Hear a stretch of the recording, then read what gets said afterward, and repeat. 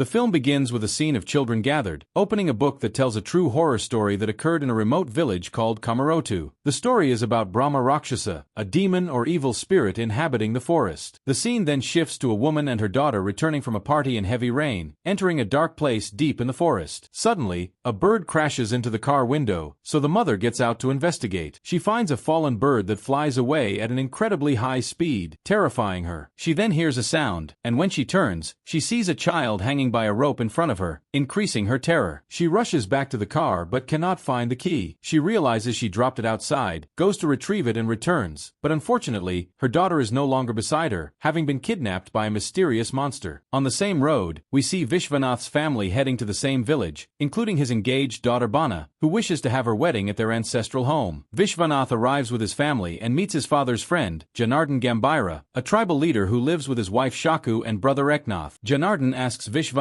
the reason for his visit to the village, and Vishwanath tells him he will hold his daughter's wedding at the Kamarota house. Janardhan replies, warning, "Are you crazy? This place is haunted." Vishwanath answers that it is his parents' will and his daughter's wedding must take place there. He asks about his wife Shaku, and Janardhan tells him to go ask her himself, at which point he realizes they are not speaking to each other. The scene reveals that Shaku had a son named Sunju, who stole temple jewels, then fled and has not returned since. Shaku kept counting the days hoping for his return until 28 years passed. Finally, he sends her a letter informing her of his return from London, and she is overjoyed. Then we see Sunju returning to the village after all these years. His old friend Barku recognizes him and they ride in the car heading home, but he finds no one there. He asks Mila, who tells him that everyone is at a wedding ceremony nearby. Barku tells him there is a 2-hour road and another that takes only 15 minutes but is full of ghosts. Sunju scoffingly says, "Ghosts? That's nonsense," and leaves him, taking the desolate road alone, heedless of anything. He arrives at a strangely shaped temple, a pot falls, and when he turns, Bana collides with him and starts screaming. After he calms her down, she says to him, "I knew the road was haunted and no one uses it, so who lit the fire there then?" And when he approaches, he finds a police officer's body hanging in a well. The next day, news spreads among the villagers, and we see Shaku searching for her son, who stands at a distance. But the leader Janardhan is distressed that Bana took this road alone and blames Sunju, preventing him from entering the house. Shaku enters the house crying, and Bana follows her, apologizing for being the cause. Sunju appears from outside, they greet each other, and he tells her that he has returned and will not leave again. In the evening, during the celebration, a crazy woman appears, warning that Kamarota village will suffer torment because the devil is coming and will not leave them. Leader Janardhan orders his men to remove her. In another scene, a boat arrives at sea, and Balu comes to tell the captain that the ship is carrying smuggled goods. The captain realizes that Balu has exposed their secret, so they drown his father in the sea to force him not to tell the new inspector coming to the village. But someone stops the chain before the man drowns, and our hero Vikrant, the new inspector,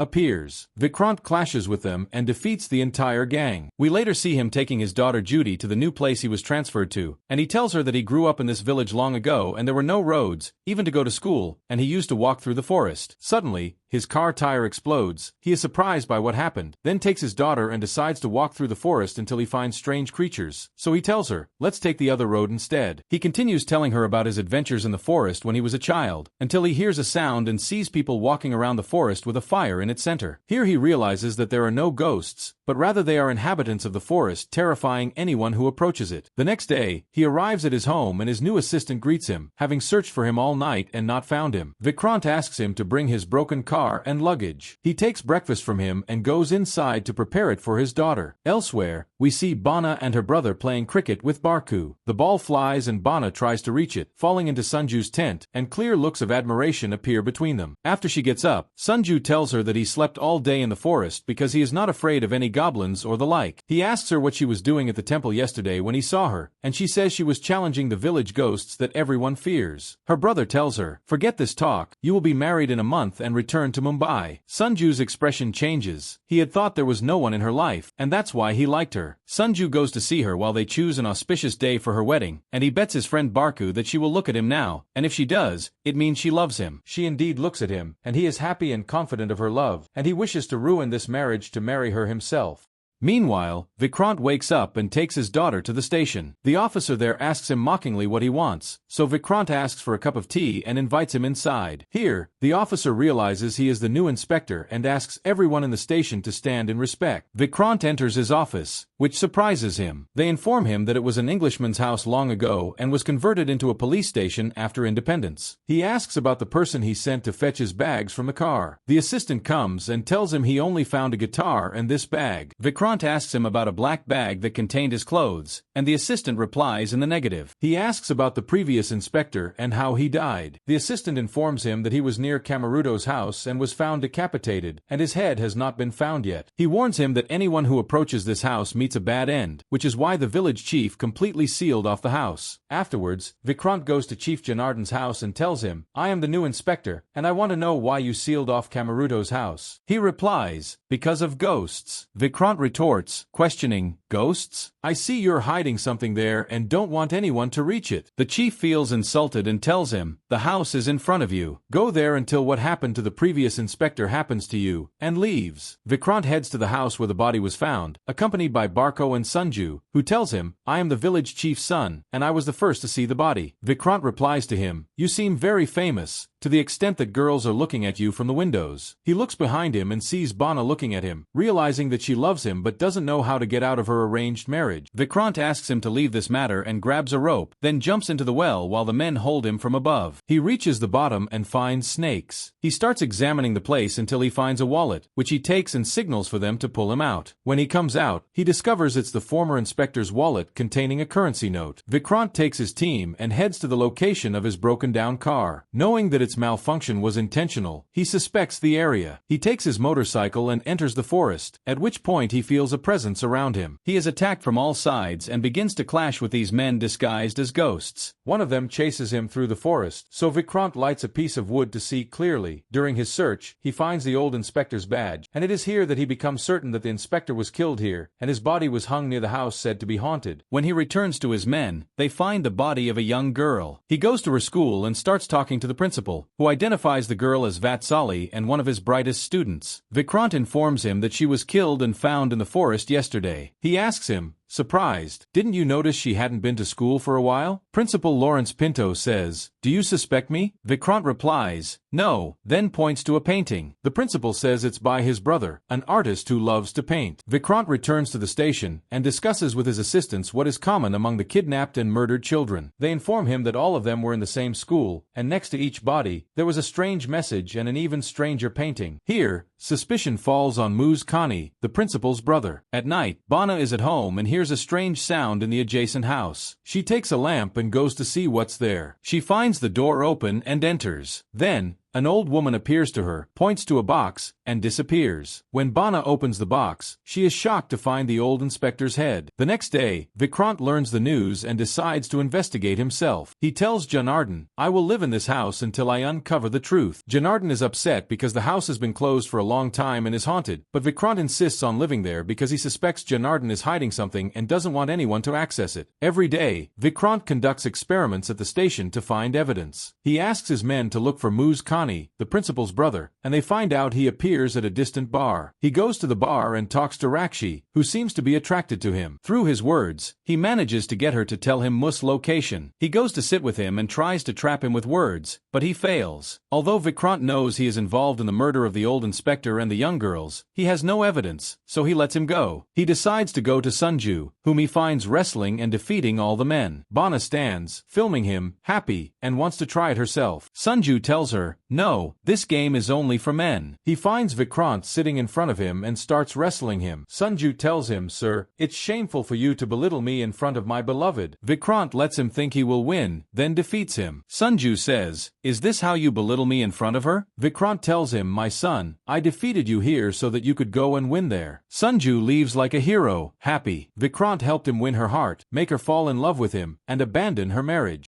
After the party ends, Bana and her brother return home through the forest. They notice strange things moving and terrifying people, and find a demon setting fire and dancing around it in a strange way. They get scared and run away, but they find a hanged corpse in the middle of the forest. The next day, Vikrant comes to see the body and finds that it belongs to a man named Balu, who worked for Moose. At night, Bana takes Sunju and they go to the inspector's house to talk to him, but he is not home. They enter to call for him, and Sunju sees traces of blood on the door, so he goes inside. Here is the shock. It's a room with pictures of everyone who died, in addition to the phrases that were written next to the bodies. Bana realizes that the demon she saw in the forest had put his hand in the fire, and she remembers that Vikrant's hand was burned at the station that morning. And here she concludes that the demon who kills people is the inspector. At that moment, they hear a sound downstairs, and to their surprise, it's Vikrant, who has drawn strange symbols on his body, lit a fire, and is repeating strange words that no one understands. The next day, Sunju goes to an old elder in the village to ask him about the story of the Natoni family and what happened to them. The Natoni family, including his wife, was a poor family with 2 sons, Madhava and Raghav, and a young daughter. The new school principal in the village decided to take Madhava and Raghav in, but the children there always bullied them because they were from a lower class. One day, Sunju stole gold from the temple, but he was framed for the theft by Janardhan and Vishwanath, causing the entire village to turn against him. Natoni and his wife were severely beaten, and their hut was burned. Madhava and Raghav, along with their baby sister, fled, but the children who used to bully them pursued them, beat Madhava, pursued Raghav, and caused the baby girl to drown. After that, Natoni and his family committed suicide, and a letter was found next to them stating that those who caused this would pay the price. This makes us speculate that Raghav is Vikrant, who has returned for revenge. Vikrant enters the place where Moose works and begins killing his men one by one. Then he goes to Moose, who is returning, appears to him in the middle of the road, and drags him into the middle of the forest. Moose says, "You're right, my men and I smuggle goods. If you want me to confess everything at the station, I agree. If you want a bribe, I also agree. Anything but what you're doing to me." But Vikrant hangs him, sets fire next to him, and draws a strange symbol on his face. Moose tells him, "I'm not the demon who kills people." Vikrant replies, "The demon who will kill you this time," and finishes him off. The next day, Vikrant arrives, appearing shocked. "What is this, men? Isn't this Moose, who drew on his face and killed him in such a gruesome way?" He goes to the school principal, Lawrence Pinto, and tells him, "You're the one who killed him." The principal replies, "What has that got to do with me?" He tells him, "We found his goods in your schoolyard." The principal says, "I know nothing about these goods." At the same time, we see Sunju and his friends in the forest, finding Moose belongings scattered everywhere, so he goes to collect them. Then Vikrant appears and starts hitting him in a strange way until he almost kills him. Here Bana stops him, not understanding why he's doing this, and tells him that she knows the truth and that he is the demon who was dancing in the forest. He tells her, "Leave me alone. Now think about the person pretending to be Sunju." He brings some ashes in a flask and says, "This is the real Sunju." Everyone is surprised. Sunju stands up and introduces himself, stating that he is not Sunju, but rather his friend who lived with him in London. Sunju had written a letter to his mother telling her of his return, but he died before that. At that point, he decided to take his place so his mother wouldn't grieve. It is a shock to everyone, including Janardhan, who approaches him, embraces him,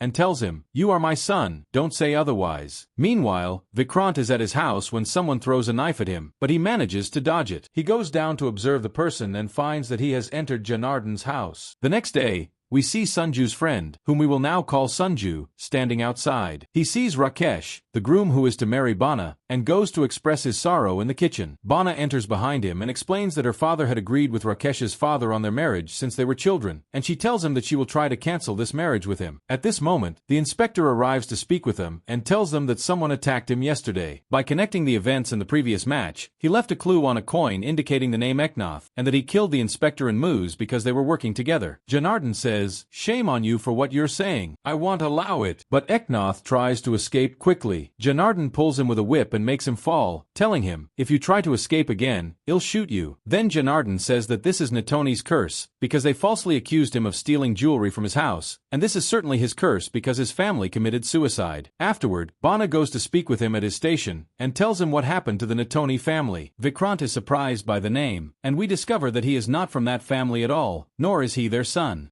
He starts searching for clues to find out which of the Natoni sons survived. He discovers it's Madhava, and that he is the one killing people and seeking revenge. The inspector was not the killer at all. Meanwhile, Bana and her brother return home. Suddenly, They hear strange sounds, and the mad old woman appears, scaring and terrifying them until she manages to overpower them. On the other side, Vikrant is still looking for clues and wants to know Madhava's whereabouts. He remembers that when Janardhan fainted, a Naitoni family tattoo appeared on his chest, which means something is wrong. He takes his daughter and goes to the temple that was in his house. There, he starts remembering many things. His wife who lived with him and died. He remembers coming here to see his wife before she died. He opens a box and finds a mask, the mask of the girl who died at the beginning of the film, and to his shock, it was originally his daughter. The visions he saw of his wife were merely an illusion, and his daughter's corpse is before him. He embraces her, crying, until he hears Lawrence's voice saying, "I know who killed your daughter, but what's the use? My brothers all died, and this is because Janardhan, whose son Sanju stole the gold, accused my father, and the whole village turned against him and killed him. My remaining brothers committed suicide. That's why I'm back to take revenge." Here, he realizes it's Madhava, who comes from behind him and strikes him on the head. When he regains consciousness, he hears a voice from afar and keeps pursuing it until he finds the mad woman, who turns out to be Madhava and Raghav's grandmother. She has a gun pointed at Bana. Her son Madhava has drawn on Mona's face. Then, the one who claimed to be Sanju appears, and it turns out to be Raghav. What happened in the past was that the brothers found the real Sanju who stole the gold, and Raghav killed him. Raghav then returned after all these years, took his place, and pretended to be Janardhan's son to take revenge for his family without anyone discovering him. As for the elder Raja, he was revealed to be Lawrence and had been in disguise until his brother arrived, but the inspector discovered him, at which point he attacked him to kill him. Vikrant gets up and fires a shot to save Mona and understands that these are the ones who killed his wife and daughter. He attacks them with all his might. They both stab him wildly, but he resists and keeps hitting them one after another until he grabs Madhava and strangles him. His brother comes from behind and keeps stabbing him with a knife, but he holds on until he finishes off Madhava. Then he turns to his brother and keeps hitting him with all his might. He goes to save Bana and her brother, but Raghav gets up and clashes with him. Vikrant, with all his strength, hits him until he pushes him onto his grandmother, who falls into a deep well. Vikrant takes a knife and stabs him to finish him off, then throws him into the well behind his grandmother. Thus, Vikrant managed to eliminate the Naitoni family who had returned to the village for revenge. In the end, Bana had suspected him, but she learned and understood the truth and documented it all in a story for people to know the truth later. As for Vikrant, he completed his mission, eliminated those who killed his wife and daughter, and returned to his place. This concludes the film's story today.